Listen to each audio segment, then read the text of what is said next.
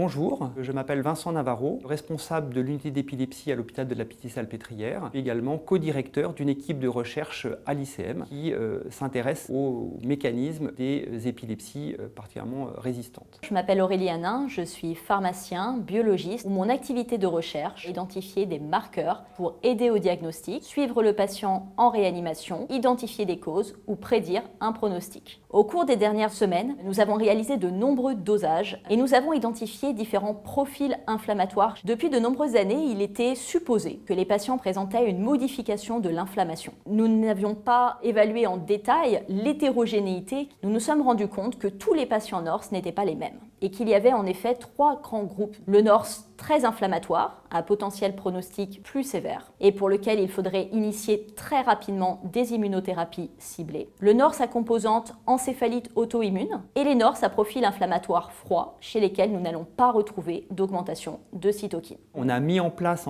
cette organisation, mais malheureusement tout ça a un coût très élevé concernant la possibilité de rapatrier ces prélèvements qui peuvent venir du monde entier, cette capacité de stocker tous ces prélèvements proprement dans des congélateurs dans une biobanque et ensuite de réaliser ces analyses qui ont des coûts faramineux. Pour pouvoir assurer un fonctionnement pérenne de cette biobanque, il est important de disposer de financement pour que les échantillons biologiques soient rapatriés ici à l'Institut du cerveau. Aujourd'hui, nous réalisons en pratique un dosage de 13 cytokines. Il va falloir acheter un kit spécifique pour chacune des cytokines. Nous travaillons avec une équipe qui est plutôt restreinte. Je réalise moi-même les analyses. Il est important de pouvoir élargir cette offre professionnelle afin de pouvoir augmenter le nombre d'échantillons analysés. Nous avons pour objectif de pouvoir rendre les résultats dans un temps très court, entre 2 et 3 jours après la collection de l'échantillon, au réanimateur. Des études ont montré l'importance d'initier très rapidement les immunothérapies afin de réduire la durée de l'état de mal épileptique et d'améliorer le pronostic des patients. Si on veut tendre vers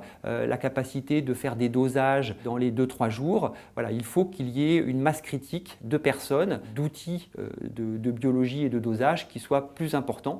Et pour cela, on a besoin d'un soutien financier plus structuré.